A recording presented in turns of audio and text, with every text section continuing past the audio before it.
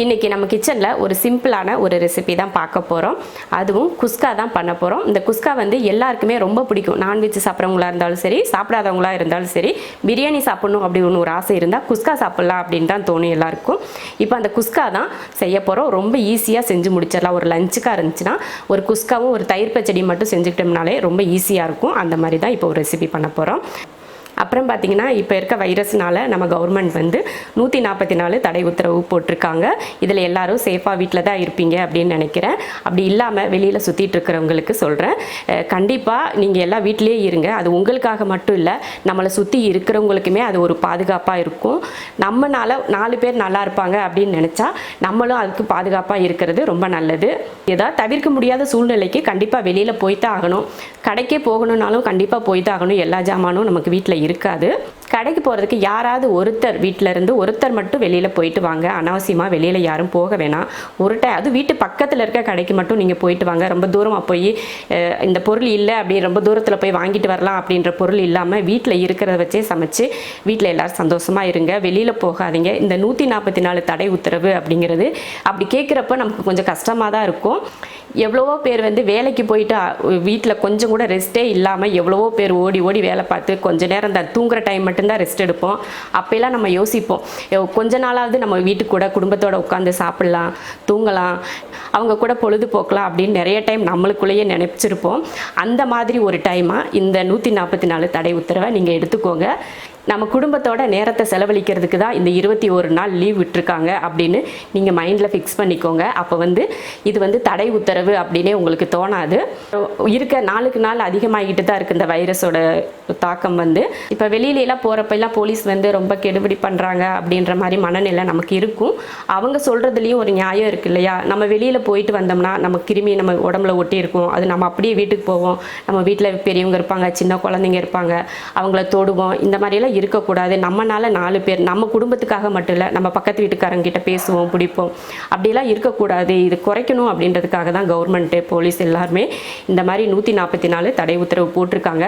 அதை நம்ம எல்லாருமே அதை ஃபாலோ பண்ணணும். கண்டிப்பாக எல்லாருமே கண்டிப்பாக சின்ன குழந்தைங்களை கூட வாசலுக்கு கூட அனுப்ப வேண்டாம். எதுக்காக சொல்கிறாங்க அப்படின்னு சொல்லி நம்ம புரிஞ்சு நடந்துக்கிட்டாலே எல்லாத்துலேருந்து நம்ம பாதுகாப்பாக இருக்கலாம். கவர்மெண்ட்டில் 144 தடை உத்தரவு மூலமாக நம்மக்கிட்ட ஒரு பொறுப்பை ஒப்படைச்சிருக்காங்க அப்படின்னு சொல்லி நம்ம மைண்டில் ஃபிக்ஸ் பண்ணி வச்சுக்கிட்டோம்னாலே நம்ம பொறுப்பை கரெக்டாக செஞ்சு முடிப்போம். நம்ம வீட்டுக்குள்ளே இருக்கிறது தான் நம்ம கவர்மெண்ட் கொடுக்குற ஒத்துழைப்பு. கண்டிப்பாக எல்லோரும் வீட்டுக்குள்ளேயே இருங்க, வெளியில் போகாதீங்க. வெளியில் போயிட்டு வந்தீங்கன்னா கை காலெல்லாம் கழுவிட்டு நல்லா சோப் போட்டு கழுவிட்டு வீட்டுக்குள்ளே வாங்க. பெரியவங்க இருந்தாங்கன்னா சீக்கிரமே பரவும் அப்படின்னு சொல்கிறாங்க. அதனால் பெரியவங்க இருக்கிற வீட்டில் ரொம்ப கவனமாக இருங்க. அன்றாடமாக வேலைக்கு போகிறவங்க பார்த்திங்கன்னா ரொம்ப கஷ்டம். வீட்டில் 21 நாள் இருந்துட்டா வீட்டு வாடகை கொடுக்கணும், எப்படி வீட்டு செலவுக்கு பண்ணுறது, இப்படிங்கலாம் ரொம்ப பிரச்சனை இருக்கதான் செய்யும். அப்படி இருக்கத்தான் செய்யும், வேறு வழி இல்லை. அந்த கஷ்டத்தை தாண்டி நம்ம இருந்து தான் ஆகணும். அந்த இருந்தால் தான் நம்ம கடமைகளை நிறைவேற்ற முடியும். வேறு வழி இல்லை. அந்த 21 நாளைக்கு மட்டும் கண்டிப்பாக கொஞ்சம் எல்லாருமே வீட்டிலையே இருங்க. அதே போல் கொரோனா வைரஸ் அப்படிங்கிறது பயப்படவே தேவையில்லை. நம்ம வீட்டுக்குள்ளே இருக்கிற வரைக்கும் நமக்கு எந்த பயமுமே தேவையே இல்லை. அதனால் வீட்டுக்குள்ளே சேஃபாக இருங்க, பயம் இல்லாமல் இருங்க. இந்த லீவு 21 நாள் லீவை என்ஜாய் பண்ணுற மாதிரி நீங்களே உங்களை மாற்றிக்கோங்க.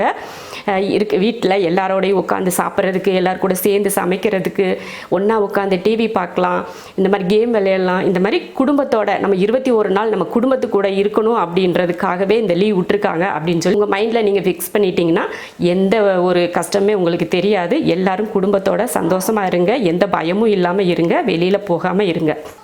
இன்றைக்கி நம்ம வீட்டில் லஞ்சுக்கு குஸ்காவும் தயிர் பச்சடி மட்டும்தான் பண்ண போகிறேன். நம்ம வீட்டில் இருக்கிற ஈஸியான பொருளை வச்சே சமைச்சிக்கோங்க, அதிகமாக வெளியில் போகாதீங்க. இப்போ நான் குஸ்கா எப்படி பண்ணலாம் அப்படிங்கிறத பார்க்கலாம். குஸ்கா பண்ணுறதுக்கு குக்கர் வச்சு எண்ணெய் ஊற்றிக்கலாம். எண்ணெய் காஞ்சதுமே 4 ஏலக்காய், 5 கிராம்பு, 3 பட்டை, ஒரு அன்னாச்சி பூ சேர்த்துக்கிறேன். 2 பிரிஞ்சலை பொரிஞ்சதுமே 2 பெரிய வெங்காயத்தை நீல வாக்கில் கட் பண்ணியிருக்கேன், அதையும் சேர்த்துறேன். 2 பச்சை மிளகாய் இப்போ வதக்கிடலாம்.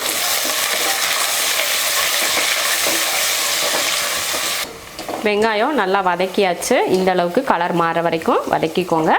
இப்போ இதில் புதினா மல்லித்தலை சேர்த்துக்கலாம். 2 சேர்த்து ஒரு கைப்பிடி அளவு, ஒரு கைப்பிடி அளவுக்கும் கம்மியாகவே சேர்த்துக்கோங்க.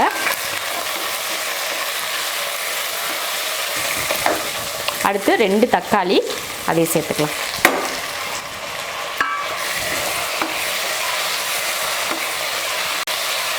தக்காளி வதங்கிடுச்சு. இதில் மிளகாத்தூள் சேர்த்துக்கலாம். 1 ஸ்பூன் மிளகாத்தூள், காரத்தை பொறுத்து மிளகாத்தூள் சேர்த்துக்கோங்க. 1/2 ஸ்பூன் கரம் மசாலா தூள், அதையும் போட்டு கலந்துடலாம்.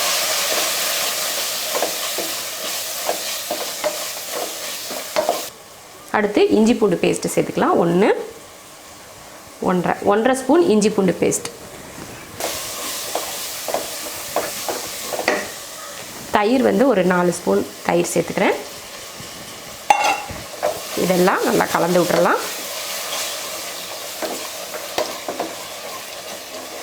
இப்போ இஞ்சி பூண்டு பேஸ்ட்டு போட்டு தயிரெலாம் ஊற்றி நல்லா வதக்கி எண்ணெய் தெளிஞ்சு வர ஆரம்பிச்சிருச்சு. இப்போ இதில் தண்ணி சேர்த்துடலாம்.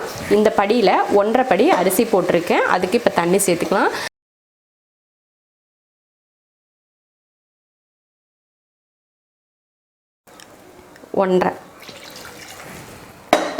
1.5 படி அரிசிக்கு 1.5 படி தண்ணி தான் சேர்த்துருக்கேன்.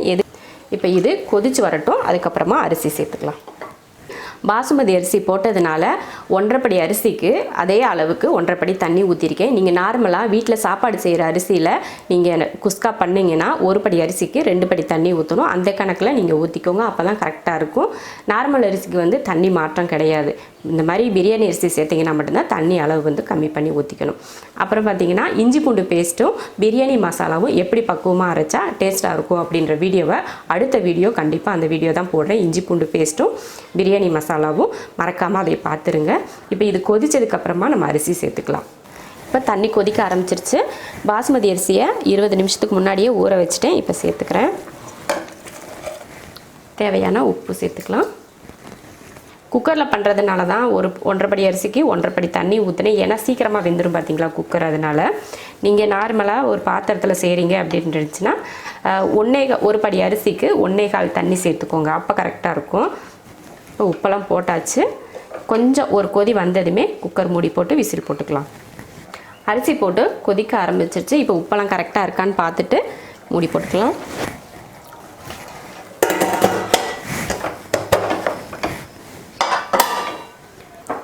குக்கர் மூடி போட்டு விசில் போட்டாச்சு. ஒரு விசில் விட்டு ஆஃப் பண்ணிக்கலாம். அதுக்குள்ளே தயிர் பச்சடி ரெடி பண்ணிக்கலாம்.